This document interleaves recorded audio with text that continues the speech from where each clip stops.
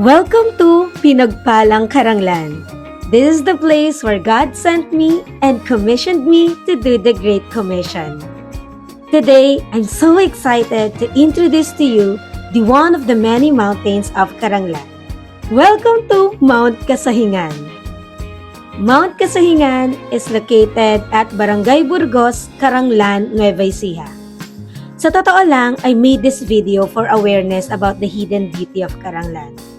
I grew up in Metro Manila kaya mga friends ko iniisip nila that it is not that safe to live in Karanglan. For one reason, kuta daw ito ng mga rebelde. I live here in Karanglan for almost 6 years. This is what I found out. Lahat tayo ay rebelde. See, this mountain has hidden pain. Sinunog, nasunog, who knows? This mountain could be much more beautiful if it were taken care well. Salamat na lang sa initiative ng iba't ibang organisasyon ng Karanglan upang mapanatili ang kagandahan nito. But hearing the stories from our tour guides, it really breaks my heart. Look at this. Mas maganda sana, di ba? But again, welcome to Mount Kasahingan. Medyo na late na kaming dumating, but our tour guide were very accommodating naman.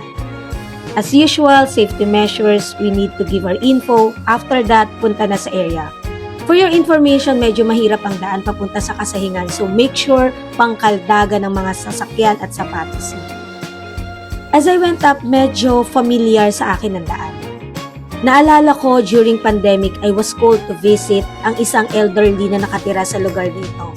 I gave her some medical interventions and shared the gospel of Christ sa buong lugar nila. And right now, I'm coming back for a different mission. To show how wonderful the works of our Lord, especially in Pinagpalang Karanglan, here in Barangay Burgos, Karanglan, Nueva Ecija.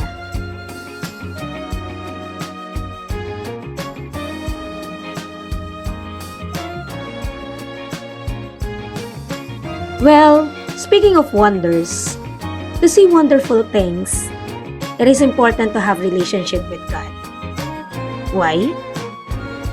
Maraming tao ang napapaligiran ng napakagandang bagay, pero hindi nila nakikita.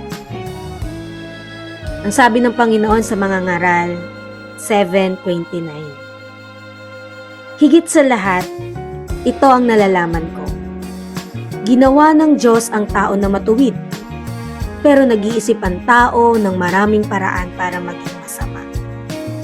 Nakakalungkot lang na kahit napapaligiran pa din tayo ng magagandang bagay, ngunit kung ang puso naman natin ay malayo sa Diyos, nawawalan pa din ito ng saysay. Kaya naisip ko sa buhay,